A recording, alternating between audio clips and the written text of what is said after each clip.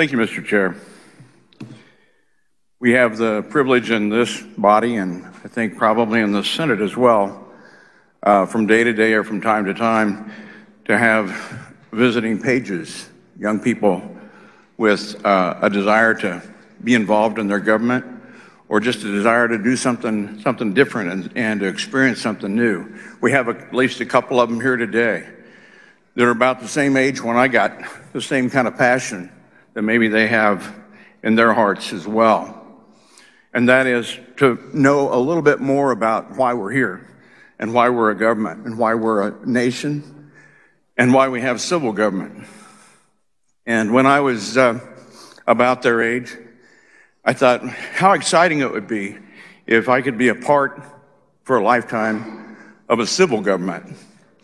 I thought about being civil to people and about communicating with people so that they would understand a passion of interaction and relation.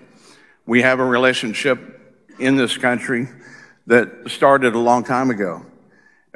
For some that have been here as a people for hundreds and hundreds of years, and some people that have been here as a people group for a couple of 150 or so. In 1876, a group of people came together as 13 different colonies, and they worked to come up with a civil form of answer to a government that had already been way too oppressive for the people to endure. And so with that endurance and with some wording that was worked over a long period of time, a declaration was made so that they could make their grievances known to the government that was over them.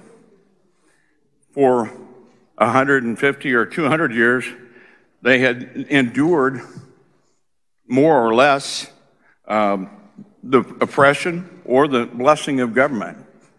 And at this time, they were ready to make a declaration as 13 individual colonies, 13 individual governments, 13 individual groups of people that came together and assembled a declaration. When in the course of human events, it becomes necessary for one people to dissolve the political bands which have connected them with another, and to assume among the powers of the earth the separate and equal station to which the laws of nature and of nature's God entitle them.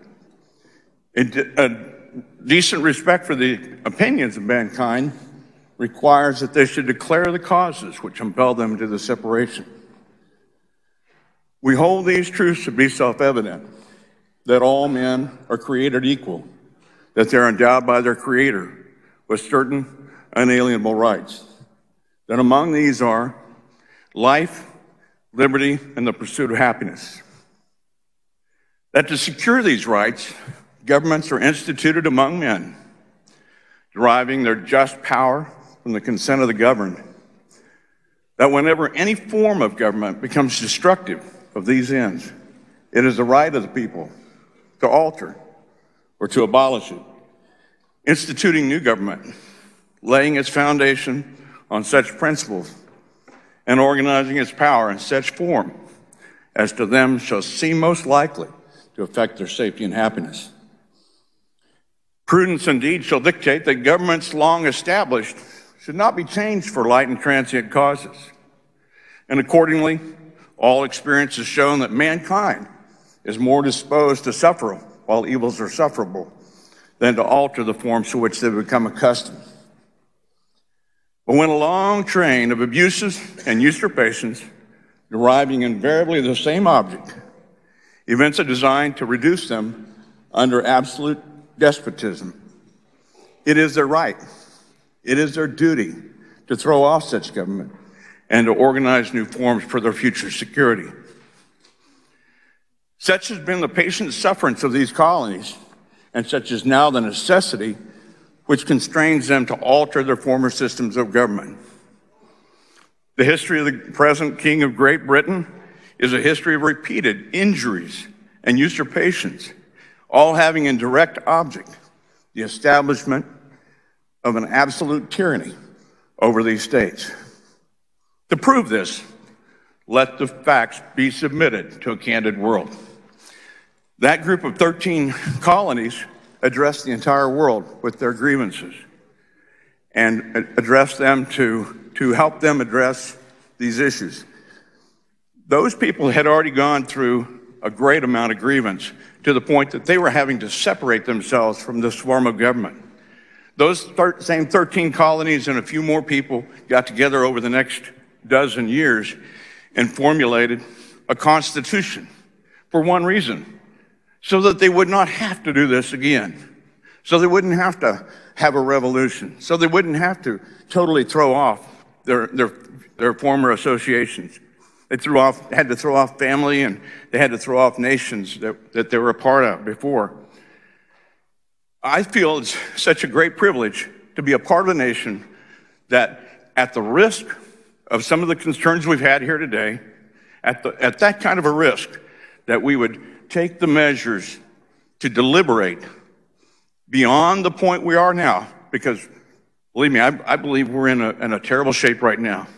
And I know some of you do too. But now we have that interim opportunity to take a convention of states or any other measure we have to deliberate with each other in this body or in 49 other bodies to discuss how we can make our government better and bring it back to civility. And with that civility, I believe we have a great opportunity to practice good government.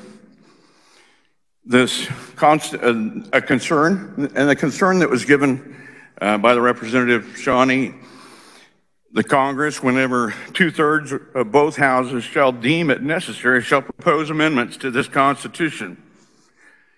But I think what we missed here is there's a comma. It's a really big comma, or, and then another comma after the or the application of the legislatures of 2/3 of several states shall call a convention for proposing amendments. There's two options there.